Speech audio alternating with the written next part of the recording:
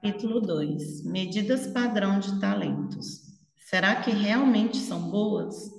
Em 2011, apenas nos Estados Unidos e no Reino Unido, perto de 25 milhões de pessoas sintonizaram semanalmente os seus televisores para assistir o programa X Factor, um concurso de música na TV em que os aspirantes a cantor competem por um contrato de gravação. O vencedor é escolhido por um júri de celebridades e pelo público em casa, que telefona para votar nos competidores. Trata-se de uma franquia, com versões exibidas em mais de 40 países do El Factor X. Na Colômbia, XC Al-Najjar, na versão para o mundo árabe. A identificação de talentos tornou-se entretenimento para as massas, uma atividade de diversão noturna, e todos nós achamos que podemos fazê-lo. Os dicionários definem o fator X como uma qualidade ou talento especial que é essencial para o sucesso, mas difícil de descrever.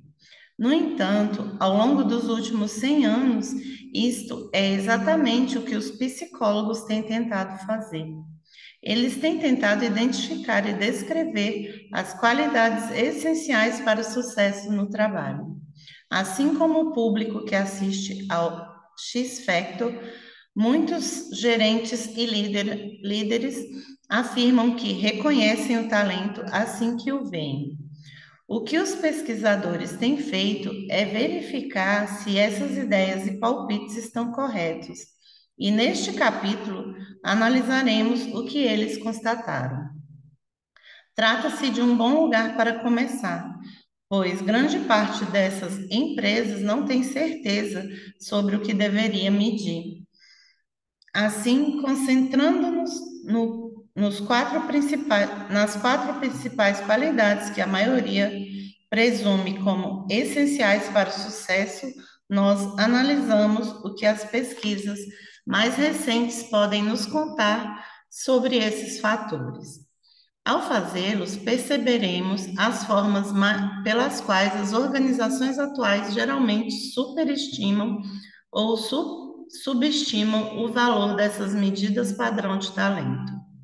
Primeiro, porém, vamos recuar um passo e analisar como podemos dizer se uma habilidade ou qualidade é realmente um fator X e um sinal confiável de talento. Encontrar confiáveis medidas de talentos.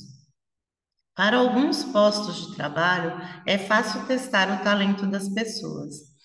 Caso esteja contratando um auxiliar de contabilidade para fazer a entrada de dados, você pode utilizar um teclado para avaliar sua rapidez e exatidão na digitação.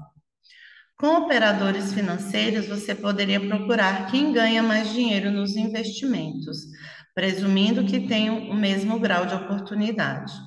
No entanto, há muitos detalhes em que não é fácil medir talentos ou resultados, e existem muitas situações, como no recrutamento, em que você não tem acesso a essa informação. Então, em vez de medir o talento em si, precisamos buscar seus sinais e sintomas.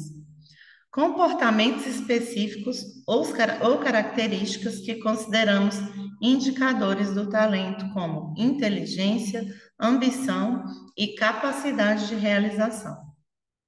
Para postos de trabalhos que conseguimos medir os talentos diretamente, a criação de medidas desses talentos tende a ser bastante simples. Tudo o que precisamos fazer é ter certeza de que a nossa medida representa com exatidão o quanto os indivíduos são bons nesses talentos. Porém, quando medimos apenas os sinais dos talentos, precisamos fazer uma segunda verificação importante: se o sinal ou fator que estamos medindo é realmente indicativo de um talento. No caso da inteligência, por exemplo, se o brilhantismo de alguém está verdadeiramente relacionado ou se é um indicador do sucesso no trabalho.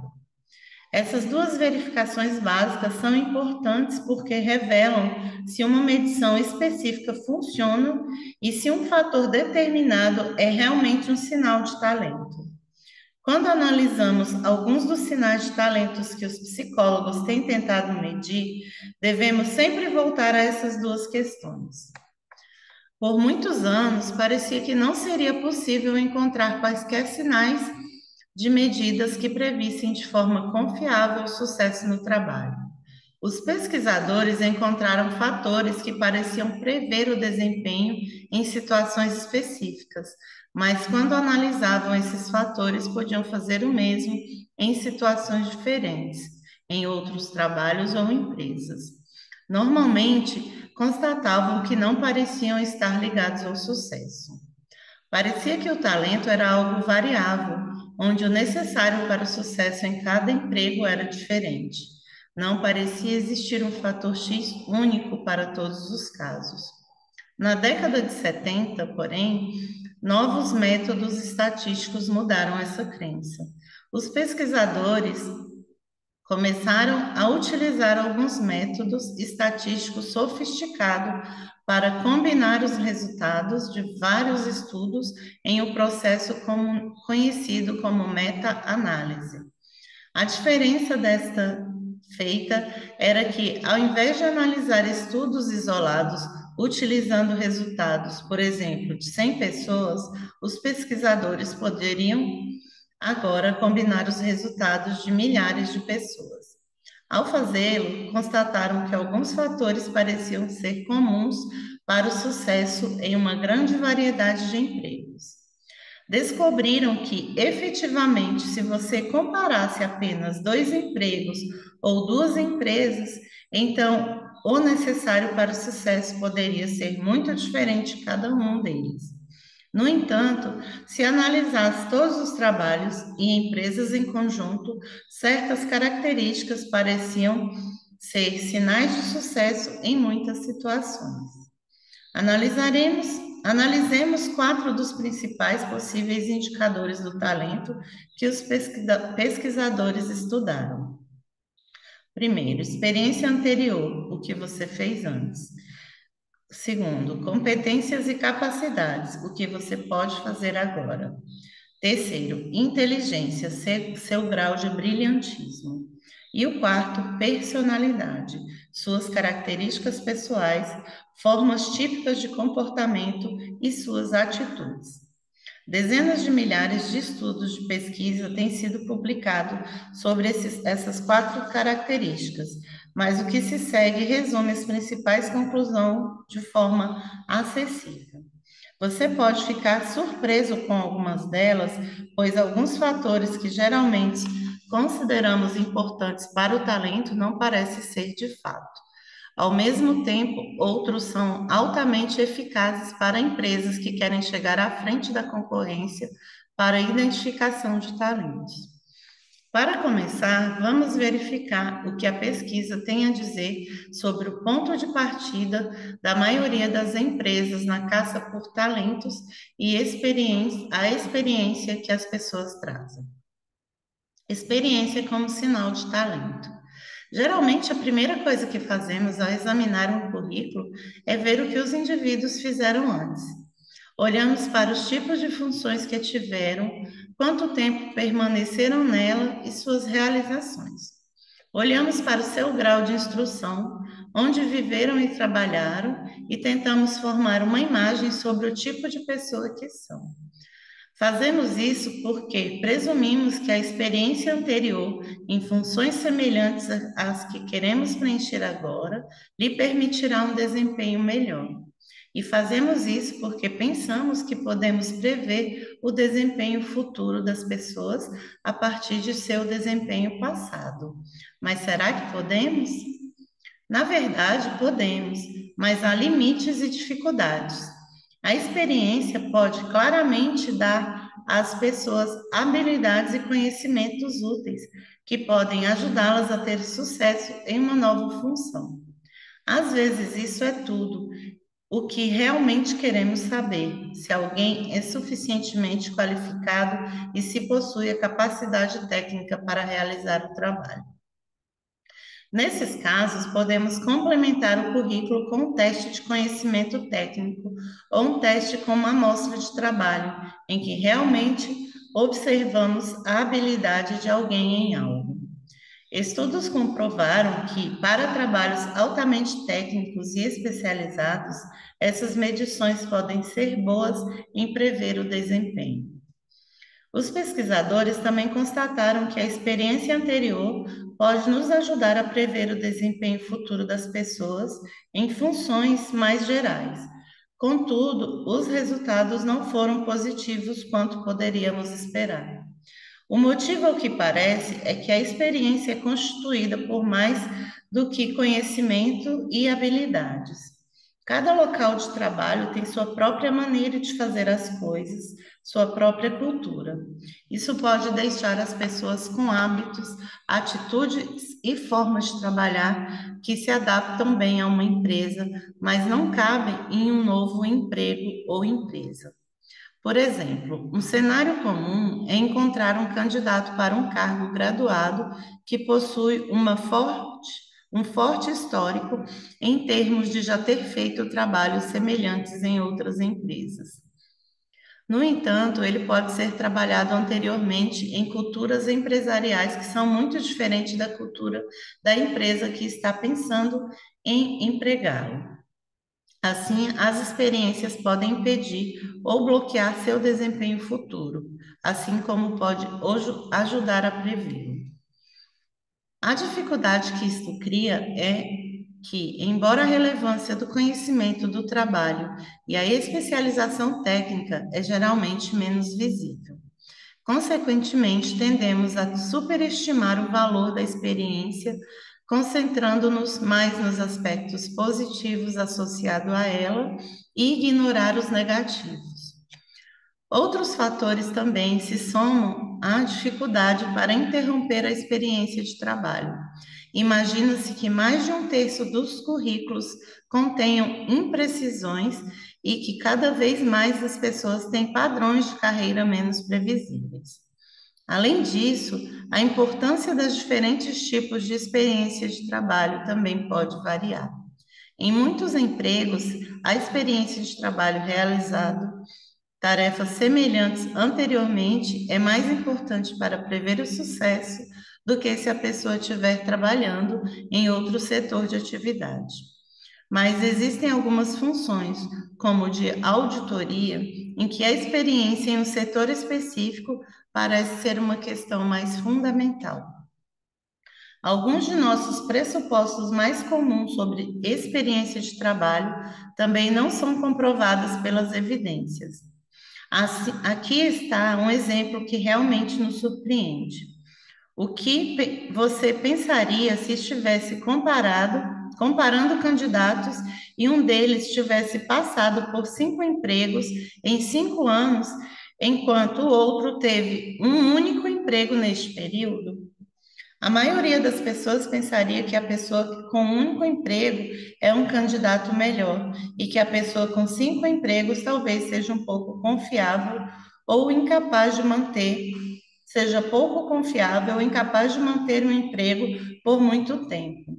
No entanto, um estudo recente, analisando mais de 20 mil pessoas, constatou não haver correlação entre o tempo que a pessoa permaneceram no emprego, nos empregos anteriores e quanto tempo ficarão no próximo. Dados biográficos, uma tentativa um pouco mais sistemática. Talvez por causa da dificuldade em interpretar a experiência de trabalho, algumas empresas têm adotado uma abordagem mais ampla e sistemática para o problema. Eles coletam informações sobre uma série de fatores do histórico de vida dos funcionários atuais, a que chamam de dados biográficos. Analisam então quais experiências estão mais ligadas a resultados como desempenho, retenção ou evitar acidentes, de forma que possam procurar por essas características nos candidatos a emprego. Por exemplo, um dos melhores indicadores do sucesso entre os pilotos em treinamento da Segunda Guerra Mundial foi supostamente a pergunta: Você já construiu e conseguiu fazer voar um aeromodelo? O importante aqui é a amplitude de fatores que os dados biográficos conseguem considerar. As perguntas utilizadas podem variar das claramente relacionadas com o trabalho, com que frequência você se atrasava no trabalho em seu último emprego, as menos óbvias, quantas vezes precisou fazer prova para tirar carteira de motorista, também podem incluir coisas inacreditavelmente estranhas. Que idade você tinha quando beijou alguém romanticamente pela primeira vez?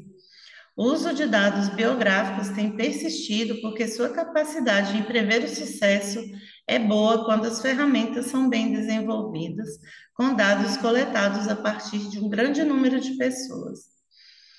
As pequenas empresas ainda podem fazer isso agindo em consórcio ou com outras empresas semelhantes. Assim, os dados biográficos parecem conseguir prever uma ampla variedade de aspectos do desempenho. Os dados são bons para previsão, depende do teste específico utilizado e o que está tentando prever. Têm sido relatados validades estatísticas entre 0,030 e 0,38 na previsão de desempenho. Ver quadro abaixo. As empresas, porém, não têm utilizado os dados biográficos tanto quanto poderíamos esperar, considerando as boas validades estatísticas. Provavelmente a principal razão é a necessidade de muita pesquisa, de preferência com milhares de funcionários, para conseguir identificar os fatores que são melhores indicadores. Além do mais, também deve ser feito de maneira individual para cada função e organização. Porém, independentemente do que sejam úteis, os fatores de dados biográficos muitas vezes não parecem certos. Os psicólogos diriam que lhe falta validade de face. Em um estudo, por exemplo, constatou-se que a pergunta que melhor previa o sucesso em venda de joia era: quantas vezes você comprou imóveis? Além disso, os dados biográficos não nos ajudam a entender por que fatores como estes são indicadores de algo, o que pode limitar sua utilidade e o nível de conforto das empresas com o seu uso. Agora eu vou para o quadro que ele tinha falado acima. Explicação sobre a validade da previsão. Ao longo deste livro, para mostrar se uma medição específica é boa para prever o sucesso, fazemos referência à sua validade preditiva. A validade é o número entre 0 e 1, que indica a força da correlação entre um determinado fator, tal como a experiência, e um resultado específico, tal como o desempenho. Se a validade for 0, significa que o fator não é melhor para prever o resultado do que o acaso. Seria o mesmo que jogar cara ou coroa com uma moeda. Se a validade for 1, significa que o fator prevê perfeitamente o resultado todas as vezes, nunca erra. Na prática, a validade de 0,30 é considerada boa e uma validade de 0,50 é considerada excelente. Assim, quando dizem que os dados biográficos têm uma validade de algo entre 0,30 e 0,38, significa que a medida é muito boa para prever o desempenho. Curiosamente, o número da validade pode nos dizer qual porcentagem ou proporção de todos os motivos para a pessoa ter sucesso se deve àquele fator. Para extrair este dado, elevamos ao quadrado o número da validade multiplicando por ele mesmo. Uma medida com uma validade de 0,30 responde então por 9% dos motivos para as pessoas terem sucesso ou não. 0,30 vezes 0,30 é igual a 0,09 ou 9%. E uma validade de 0,38 para dados biográficos significa que eles conseguem explicar mais de 14% dos determinantes de sucesso. Esses números não parecem grandes. No entanto, se pensarmos na enorme quantidade de fatores envolvidos na determinação do comportamento das pessoas, eles são muito bons.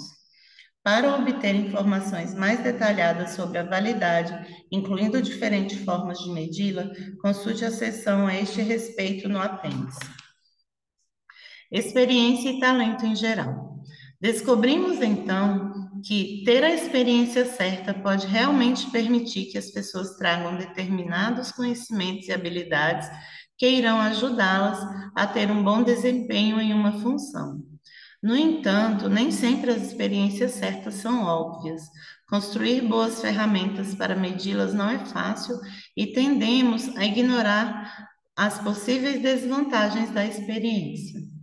A experiência anterior pode ser o primeiro lugar para se buscar uma identificação de talento, mas talvez não devesse ser. Mesmo quando medida de forma sistemática, ela não é a resposta completa, conforme veremos, não é o melhor indicador. Em nossa caça pelo fator X, precisamos procurar em outros lugares. Competências e capacidades como sinais de talento. Provavelmente, o segundo aspecto que a maioria das pessoas analisa ao medir talentos é aquele conhecido como competência ou capacidade.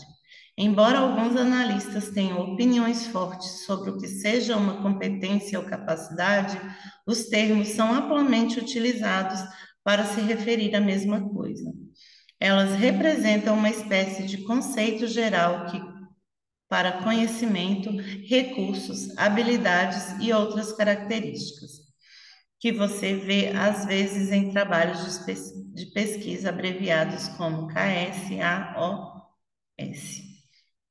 Em outras palavras, elas se referem praticamente tudo o que são, o que não seja experiência. Representam o que as pessoas podem fazer e como costumam fazê-lo. Competências e capacidade como sinais de talento. Aliás, pulei aqui. A ideia de utilizar a competência para identificar os talentos ganhou popularidade nos anos 70, com o trabalho do célebre psicólogo norte-americano David McClelland. Ele argumentava que é preciso pensar na competência das pessoas não apenas em termos do seu conhecimento e habilidades, mas também em termos de seus comportamentos, motivações e atitudes em geral. Pesquisas posteriores também apoiaram essa ideia, mostrando, por exemplo, que a forma como os líderes se comportam pode afetar tanto os seus resultados individuais como os da empresa. Quando se trata de medir competências com exatidão, os centros de avaliação, na verdade sendo mais um processo do que um lugar, conforme descreveremos no capítulo 4, são geralmente citados como o método mais eficaz. Há evidências de que as competências medidas utilizando centros de avaliação conseguem prever o desempenho com validade estatística em pé de igualdade com a coleta de dados biográficos, por volta de 0,30 a 0,37. Isso significa que conseguem prever até 14% das causas de sucesso. Entretanto, os centros de avaliação não correspondem ao método mais utilizado para de medição de competências. Os métodos mais frequentes são os de entrevista, não estruturadas, gerentes avaliando seus funcionários ou empregados, fazendo uma autoavaliação de suas próprias capacidades. Estes são mais fáceis e mais baratos de implantar do que métodos de medição mais formais, mas também tendem a ser bem menos exatos. E para cada quebra de exatidão, a capacidade das competências em prever o desempenho também é reduzida. Decisão sobre quais competências medir. Talvez o maior desafio seja o de saber quais competências medir. Naturalmente, há alguns suspeitos usuais, normalmente considerados importantes, independentemente da função, ânsia por resultado, tomada de decisão e capacidade de comunicação. No entanto, embora tais aspectos sejam amplamente aceitos como bases necessárias para o sucesso, não há claro que também sejam o que diferencia os profissionais de excelente desempenho dos que são apenas bons. Em teoria, para cada família de empregos, a empresa deveria realizar uma análise sobre os profissionais de elevado e de baixo desempenho para identificar quais competências são mais essenciais. Este nível de detalhe é importante porque funções distintas exigem competências diferentes. Um vendedor de cosméticos na Alemanha, por exemplo, requer um conjunto diferente de competência do que de um engenheiro de sistema de Indianápolis. Pensando meramente em termos de tempo e recursos exigidos, porém, este tipo de análise detalhada dos empregos não é praticável em muitas organizações, de modo que as empresas geralmente pegam atalhos. Uma prática comum é aplicar as competências identificadas em profissionais com elevado desempenho em uma função específica de uma forma mais ampla do que justificaria. Um quadro de competência de uma empresa nacional da área de saúde, por exemplo, é aplicado a todos os líderes em todas as funções da organização. Isso pode parecer uma boa prática, mas a pesquisa na qual se baseia envolveu apenas um pequeno grupo de altos executivos. Mesmo admitindo que suas competências sejam as corretas para fazer a empresa avançar, não está claro que essas competências que o fizeram ter sucesso também devam ser exigidas de todos os outros líderes. Tais práticas podem parecer inofensivas, mas, como em casos anteriores, a cada atalho adotado, a utilidade das competências em prever o desempenho é reduzida. Uma alternativa comum é a de as empresas utilizarem quadros genéricos de competências desenvolvidas por fornecedores. Isso ocorre principalmente quando se tenta prever o sucesso com muita antecedência. Por exemplo, ao tentar prever quem de um grupo de recém-formados terá maior probabilidade de ser um líder no futuro. Esses modelos podem parecer bastante convincentes.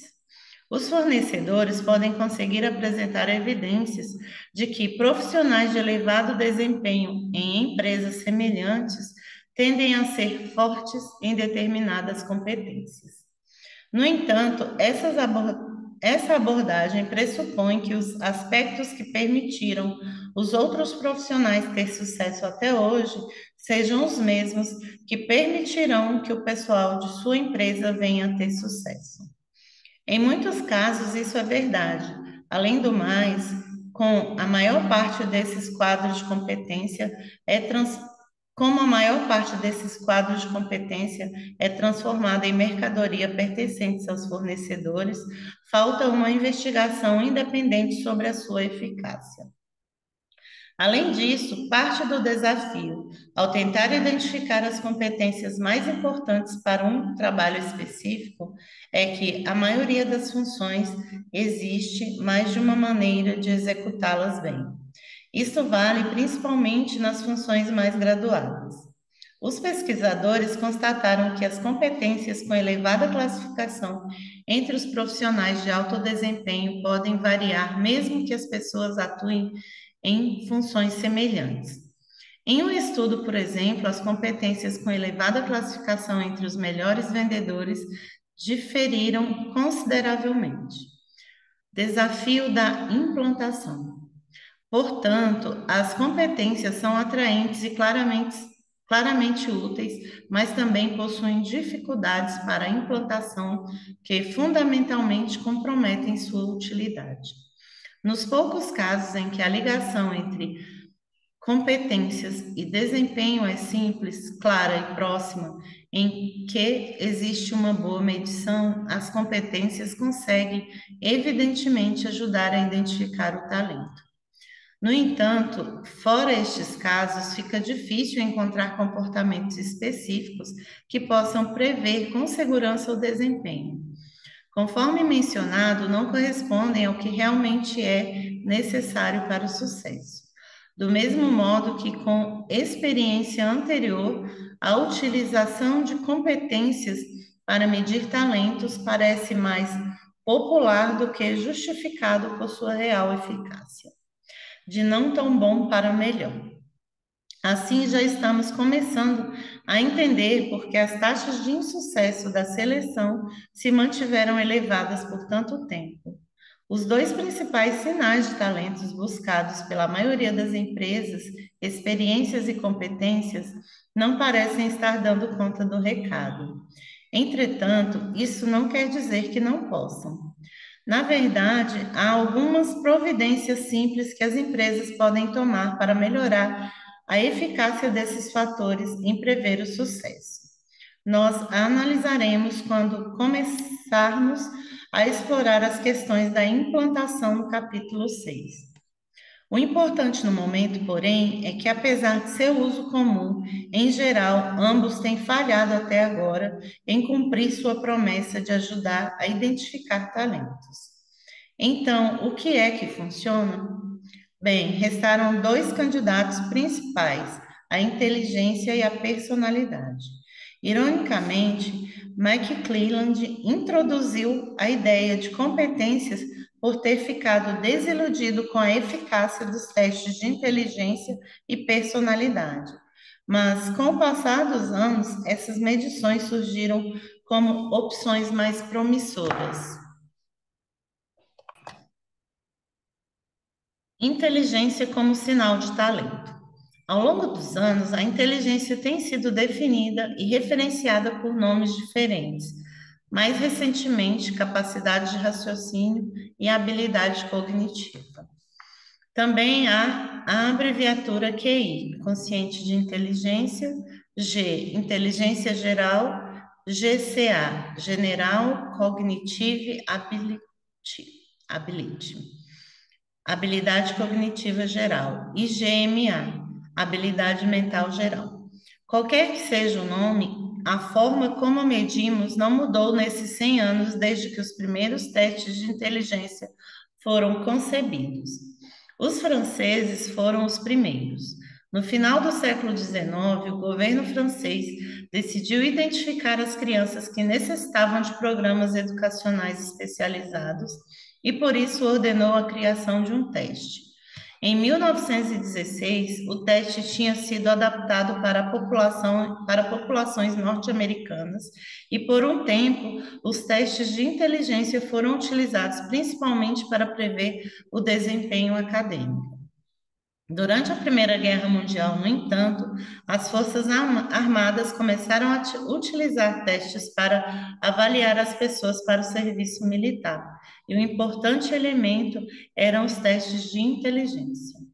Na década de 60, o uso de testes de inteligência levou um golpe ao ficar envolvido em discussões políticas sobre diferenças raciais nas pontuações.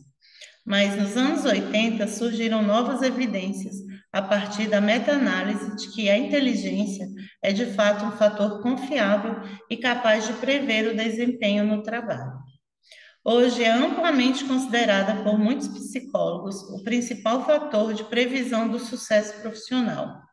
Nem sempre é o fator mais importante para todos os trabalhos em qualquer circunstância, mas em geral, em todas as funções e em todas as situações, ela parece conseguir prever o sucesso melhor do que qualquer outro fator.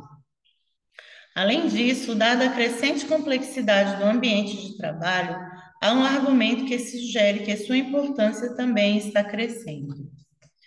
Mas em que proporção ela é boa para prever? Um resumo de mais de 400 estudos revelou que a validade estatística da inteligência para prever o desempenho dos funcionários foi de 0,38 para trabalhos menos complexos, aproximadamente, em pé de igualdade com os dados biográficos. Já para funções de média complexidade e validade estatística, a validade estatística foi de 0,51. E para funções de alta complexidade chegou a 0,57. Isso significa que, para trabalhos de alta complexidade, ela seria responsável por mais de 32% das causas de sucesso. Considerando a imprevisibilidade do mundo que nos rodeia, esse resultado é realmente incrível. Pesquisas posteriores têm confirmado e ampliado essas descobertas a fim de mostrar que os testes de inteligência parecem conseguir prever o desempenho em quase todos os postos de trabalho em todas as culturas. A importância da inteligência. Ainda há mais, no entanto, pois a inteligência também surgiu como mais importante do que qualquer outra característica pessoal na determinação de todo um conjunto de diferentes resultados na vida. A lista é longa, mas inclui alguns altamente relevantes no ambiente de trabalho. São eles: aproveitamento escolar no ensino fundamental, no ensino médio e na faculdade. Nível de escolaridade final alcançada. Nível ocupacional quando adultos. Renda quando adultos e uma ampla variedade de índices de ajustamento em todas as idades. Por outro lado, as baixas pontuações em testes de inteligência têm se mostrado capazes de prever delinquência e comportamento criminoso, taxa de acidentes de trabalho, problemas disciplinares na escola, pobreza, divórcio, ter um filho ilegítimo. Algumas dessas constatações claramente possuem forte carga política e muitas vezes têm estimulado acalorados debates. O importante para nosso objetivo é que a inteligência tem se mostrado um fator forte na previsão do sucesso na vida e no trabalho. É por isso que tantos processos de medições de talentos utilizam os testes de inteligência. Eles são considerados meios efetivos e eficazes para a identificação dos mais brilhantes e dos melhores.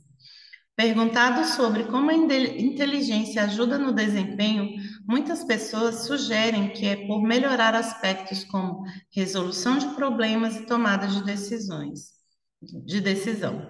De fato, algumas pesquisas têm demonstrado que os níveis de inteligência são mais importantes do que a experiência para a capacidade de pensar estrategicamente. O maior impacto da inteligência, porém, parece ser na aquisição de conhecimento do trabalho. Em termos simples, as pessoas com mais inteligência adquirem mais conhecimento do trabalho e de forma mais rápida. Uma excelente demonstração de importância disto vem de uma série de estudos realizados pelas Forças Armadas dos Estados Unidos na década de 80. Eles constataram que os recrutas com inteligência abaixo da média necessitavam de mais de 3 anos para alcançar os mesmos níveis de desempenho que os recrutas com mais inteligência. Além disso, mesmo com a experiência no trabalho, os alistados com inteligência inferior continuam a ficar para trás daqueles com maior inteligência. Limitações dos testes de inteligência. Existem naturalmente alguns limites para tudo isso. Por exemplo, a inteligência não parece ser igualmente boa na previsão do desempenho para todos os tipos de trabalhos. A pesquisa sobre este assunto não é completa, mas a capacidade de inteligência parece prever o desempenho em venda, por exemplo, se mostrou incerta. Além disso, há alguma discussão sobre o tipo de desempenho que a inteligência consegue prever. Alguns pesquisadores constataram que ela é melhor em prever a quantidade e velocidade do trabalho do que a qualidade dos resultados. Outros constataram que a inteligência tende a prever o melhor desempenho possível em vez dos níveis normais de desempenho no dia a dia. Além disso, os níveis de inteligência podem ser, em média, tão elevados em alguns ambientes que a inteligência pode não ser uma maneira eficaz de distinguir entre o bom e o excelente. Recentemente, enfrentamos essa dificuldade ao tentar utilizar um teste de inteligência para avaliar candidatos à função na área de negociação financeira. Os candidatos eram tão inteligentes que o teste não conseguiu discriminar entre eles. Existem também algumas histórias mostrando que mais inteligência nem sempre é melhor. Além de certo nível, os indivíduos podem intelectualizar demais as coisas e não ser suficientemente práticos com um impacto negativo no desempenho. Este pode ser um dos motivos para o fato de as pontuações baixas nos testes de inteligência terem se mostrado mais capazes de prever o fracasso do que as pontuações elevadas em preverem o sucesso. Parece que, apesar de a pouca inteligência poder às vezes ser suficiente para assegurar o fracasso, a inteligência elevada não é normalmente suficiente por si só para assegurar o sucesso, e inteligência demais pode ser contraproducente.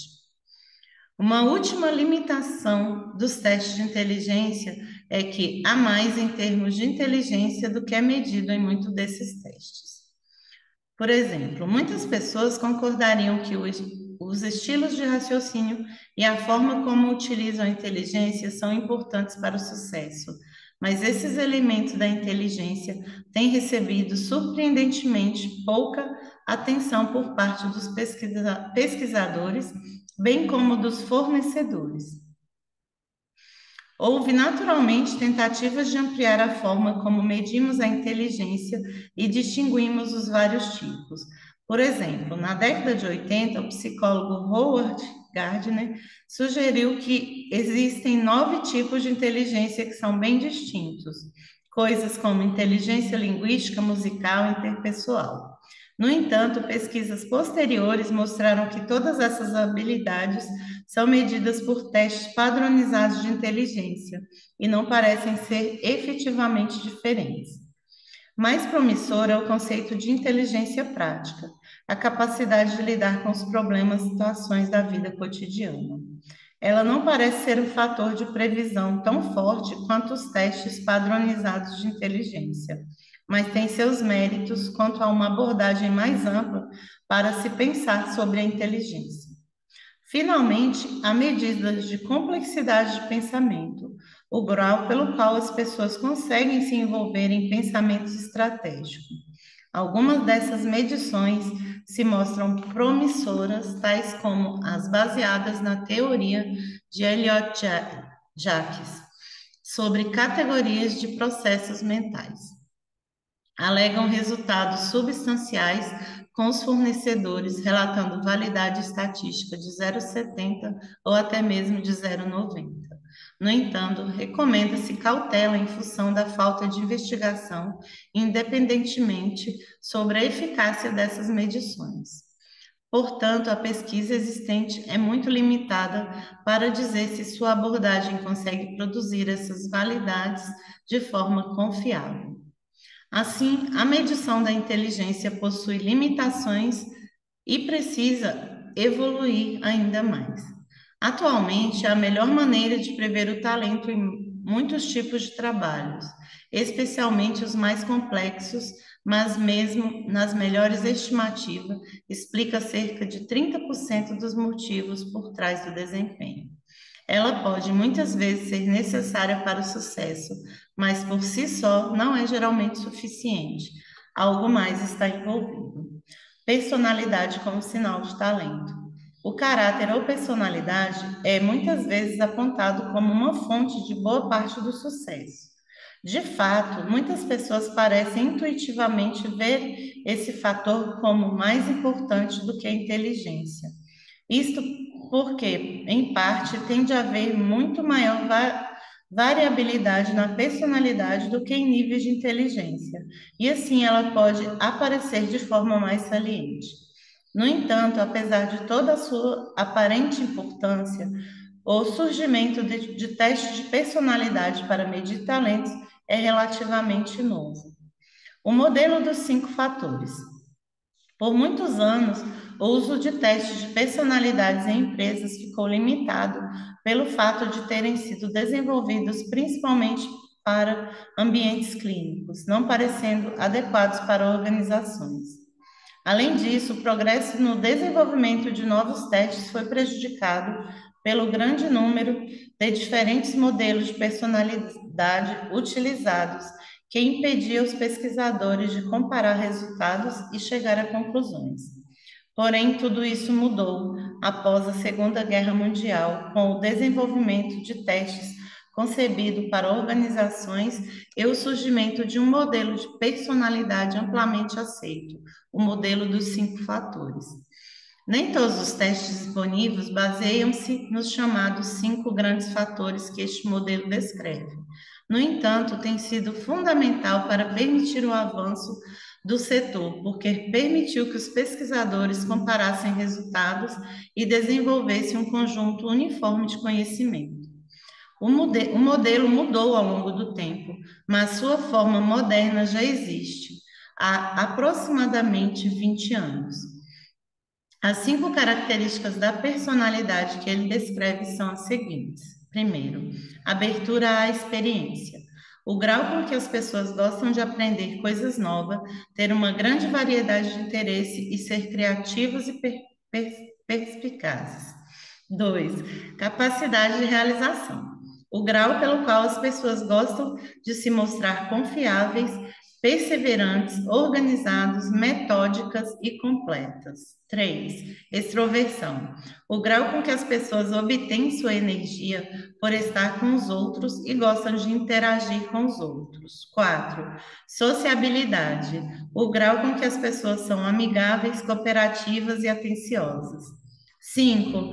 Neuroticismo e estabilidade emocional. O grau pelo qual as pessoas são emocionalmente instáveis, experimentam emoções negativas e podem parecer mal-humoradas ou tensas. A partir de testes com vários milhares de pessoas, esses 5 fatores de personalidade têm se mostrado mais ou menos distintos entre si. Assim, geralmente, a pontuação que uma pessoa obtém em uma dessas dimensões tem pouca influência sobre sua pontuação nas outras 4. O modelo gerou um grande volume de pesquisas sobre os vínculos entre personalidade e desempenho. Em geral, os estudos têm constatado que, das 5 características, neuroticismo, extroversão e capacidade de realização são geralmente as mais relevantes para o desempenho no trabalho. Não é surpresa que trabalhos diferentes pareçam exigir diferentes tipos de personalidade. Os gestores de sucesso, por exemplo, tendem a ter baixo neuroticismo e graus moderadamente elevados de extroversão e realização. Para trabalhos qualificados e semi-qualificados, realizações e baixo neuroticismo parecem mais importantes. Para trabalhos de aplicação da lei, baixo neuroticismo, capacidade de realização e sociabilidade parecem úteis. Como regra geral, parece que não existem trabalhos em que ter alto grau de neurose ou baixo grau de realização seja desejado. Dos 5 fatores, é a capacidade de realização que tem gerado mais entusiasmo. De fato, um estudo recente mostrou que profissionais de RH acreditam que ela preveja melhor o desempenho do que a inteligência. Na realidade, porém, a validade estatística da capacidade de realização é normalmente estimada entre 0,22 e 0,28, abaixo dos testes de inteligência. Essas validades significam que, por si só, a realização consegue responder apenas por 5 a 8% dos motivos para o sucesso. A ligação entre a capacidade de realização e desempenho não é direta. Parece, por exemplo, que é mais importante para alguns trabalhos do que para outros, e possivelmente menos importantes para gestores do que para os outros funcionários. Também parece prever melhor o desempenho de funcionários experientes do que novos empregados ou candidatos. Finalmente, um grau elevado de escrúpulos, uma das características da realização, pode, na verdade, ser um sinal negativo para o sucesso em algumas funções, pois pode levar a um comportamento considerado burocrático e indeciso. Uma das dificuldades das empresas em utilizar ferramentas de personalidade é que a interpretação do significado dos resultados e a definição de quais características são mais importantes para quais funções não é fácil. Curiosamente, as pesquisas não têm confirmado as crenças intuitivas das pessoas sobre a importância relativa do caráter. De todos os estudos, quase nenhum encontrou validades estatísticas para características de personalidade acima de 0,30. Isto significa que os testes de personalidade não parecem conseguir responder por mais de 9% dos motivos para as pessoas conseguirem ou não ter sucesso. Além do mais, mesmo essas validades podem estar superestimadas, pois foram encontradas recentemente evidências de que o viés da informação, a tendência de publicar apenas resultados positivos, pode ter inflacionado os resultados, além dos 5 fatores. Então, por que todos achamos que o caráter é importante para o sucesso e as pesquisas não confirmam? E as pesquisas não confirmam? Do mesmo modo que as competências, um dos problemas é provavelmente que a chave para o sucesso não seja apenas um único tipo de personalidade. Há também o problema da eficácia com que medimos a personalidade. Um tema cada vez mais recorrente aqui é que o progresso pode ter sido limitado pelo modelo dos 5 fatores, que é exatamente o que permitiu ao setor de medição chegar tão longe. Embora o modelo tenha sido útil para permitir aos pesquisadores avançarem seu trabalho, os desenvolvedores de testes podem precisar procurar além dele para desenvolver ferramentas melhores. Cada um dos 5 fatores, por exemplo, é constituído por mais características específicas adicionais. Embora tais comportamentos sejam descritos de forma distinta por diferentes pesquisadores, tem sido sugerido, por exemplo, que a capacidade de realização consiste de trabalho árduo, organização, conformidade e confiabilidade. O interessante é que os estudos têm mostrado que esses comportamentos mais específicos dos 5 fatores podem ser melhores para a previsão do sucesso do que os 5 grandes fatores. Isso pode parecer estranho. Se a capacidade de realização é constituída de confiabilidade e organização, como esses componentes individuais podem prever melhor o sucesso do que a própria realização, bem, para dar um exemplo, escrever um livro indiscutivelmente tem muito a ver com organização, mas muito menos com confiabilidade e conformidade. Se medirmos esses aspectos separadamente, podemos constatar que a organização é um bom indicador sobre o sucesso para se escrever um livro, enquanto que a confiabilidade e a conformidade são menos eficazes. Assim, quando agruparmos todos esses elementos em uma única característica, realização, misturamos bons indicadores com outros menos eficazes. Em função disso, a capacidade de realização como um todo acaba sendo menos eficaz do que o melhor de seus ingredientes mais específicos. O modelo dos 5 fatores também tem sido criticado por não ser completo ou suficientemente focado na atividade das empresas. Algumas abordagens ou modelos alternativos têm sido sugeridos, e com isso está surgindo uma nova geração de testes. Nenhum deles chegou ainda a questionar a predominância dos 5 grandes fatores em círculos de pesquisa, mas 2 tipos se mostram especialmente promissores em ajudar as empresas a identificar talentos. Em primeiro lugar, está sendo desenvolvida uma série de ferramentas com linguagem mais voltada para negócios. O teste de Wave de Saville Consulting, por exemplo, certamente se mostra muito diferente dos testes tradicionais de personalidade, com fatores como abordagens adaptativas e influência de pessoas. Seus resultados também são um pouco diferentes, pois um estudo comparativo com testes tradicionais de personalidade sugeriu que ele pode ultrapassá-los em validade estatística com níveis acima de 0,45.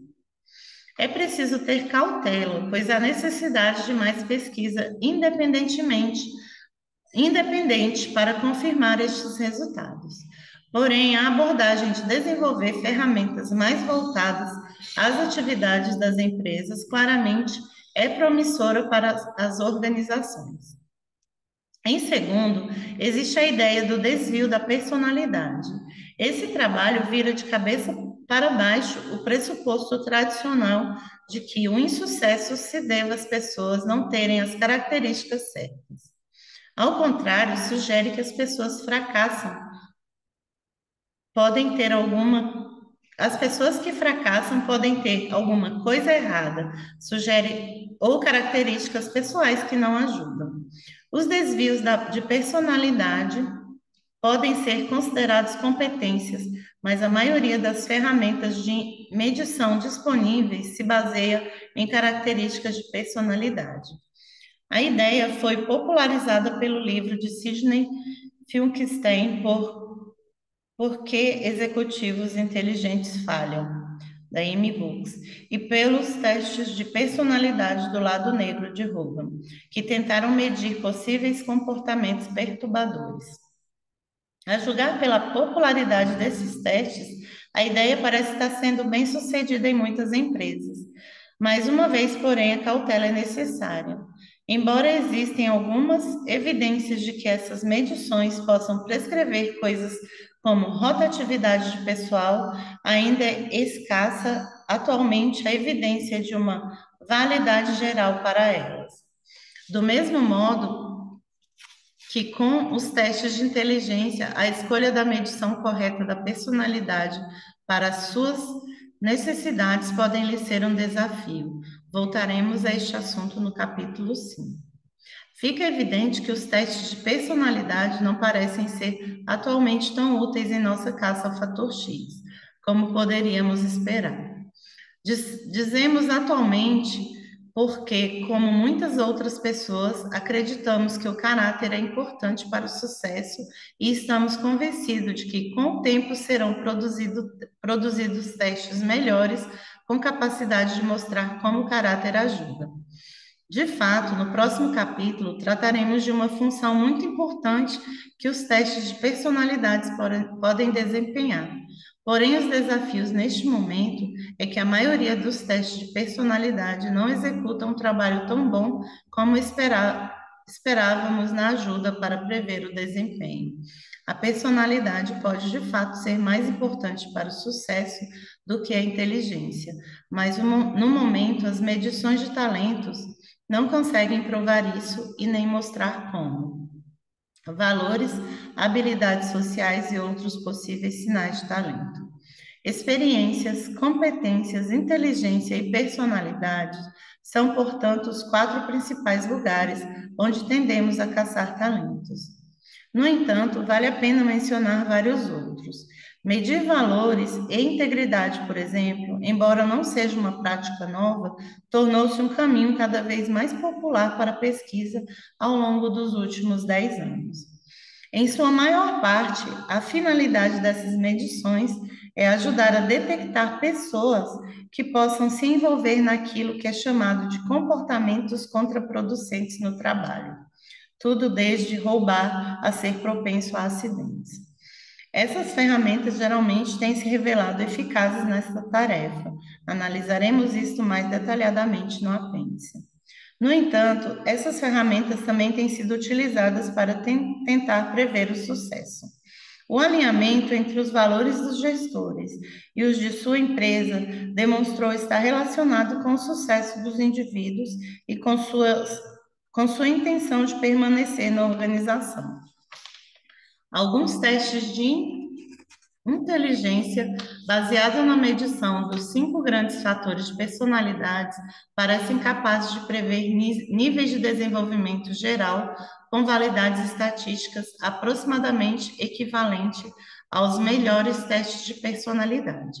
Entretanto, a medição de valores em geral pode ser problemática. Há sugestões de que é muito fácil enganar nos testes de valores e, portanto, eles não seriam confiáveis como fontes de informação. Além disso, algumas vezes parece que o impulso de medir valores estaria mais motivado por idealismo do que pela possível eficácia dos valores para prever o sucesso. Uma importante multinacional do petróleo descobriu isso recentemente. quando substituiu seu modelo de competência pelo sistema de valores que descrevia os 6 valores principais da empresa. A empresa logo constatou que a informação obtida a partir da classificação pelos 6 valores não era suficiente para tomar decisões de seleção de pessoal e, assim, precisou reduzir o modelo de competências ao lado do de valores. Testar as habilidades sociais e políticas é outra opção. Esses testes têm ficado cada vez mais populares à medida que as empresas se tornaram maiores e mais globalizadas, e mais dependentes de tais habilidades. As pesquisas têm mostrado que essas medições pegam algo diferente dos testes de inteligência e personalidade e que, de fato, podem ajudar a prever o desempenho gerencial. No entanto, a melhor maneira de medir essas habilidades ainda não está clara. Por um tempo, muitas pessoas defenderam os testes de inteligência emocional, mas estudos recentes mostraram que essas medidas chegam a níveis decepcionantes de validade estatística. Mais recentemente, aparecem medidas de capital social que analisam o tamanho e a forma das redes sociais dos indivíduos. Essas ferramentas certamente parecem interessantes e conseguem algumas manchetes nos jornais, mas ainda não comprovaram sua capacidade de prever o sucesso. Outra área de estudo é a motivação e dinamismo. O desejo de alcançar o objetivo tem se mostrado previsivelmente como um indicador de desempenho. No entanto, testes de motivação são relativamente raros e o resultado da pesquisa existente são incertos quando se trata da importância dos diferentes tipos de motivação para o desempenho. Portanto, do mesmo modo que para os principais 4 fatores estudados existe promessa e algum progresso em cada um dos outros possíveis sinais de talento, mas sem um caminho claro para o avanço ainda. Procure um caminho para seguir. Quais são, então, os sinais de sucesso que as empresas devem utilizar para identificar talentos? Neste capítulo, analisamos os principais fatores geralmente medidos e avaliamos as evidências sobre a capacidade de cada um deles em prever o sucesso. Descobrimos que todos têm alguma validade estatística em termos de previsão, o que significa que todos são melhores do que o mero acaso para prever o sucesso. Portanto, em certa medida, estamos certos em analisar esses fatores, porque todos podem ajudar a identificar talentos e a tomar decisões sobre pessoas em algumas situações. No entanto, vimos também que geralmente esses indicadores padrão de talento possuem limitações e problemas de implantação que os tornam menos eficazes como medição do que poderíamos esperar. Não parece existir um único fator X especial e precisamos ser cuidadosos em não atribuir um peso demasiado aos resultados de qualquer uma dessas medições. A inteligência pode ser o mais próximo que chegamos na busca de um único fator, mas considerando o número de variáveis envolvidas na determinação do sucesso, o fato de a inteligência sozinha conseguir responder por mais 30% dos motivos de sucesso das pessoas em alguns tipos de funções é realmente impressionante. Contudo, a inteligência não é igualmente importante para todas as funções e, por isso, tem os seus limites. Basicamente, não existe um fator único que seja a chave para prever o sucesso em todas as situações. Não existe uma medição mágica que possamos utilizar sempre para identificar talentos. Isto provavelmente não é uma surpresa, afinal, a maioria das pessoas concordaria que para o sucesso não basta apenas ter uma qualidade de abundância. Na verdade, ele geralmente requer a existência de uma combinação correta de qualidades. Mas como as empresas podem determinar a melhor combinação de medições a utilizar? E não há nada que possam fazer para aumentar sua probabilidade de identificar talentos e prever o sucesso com precisão? São essas questões fundamentais que abordaremos no próximo capítulo.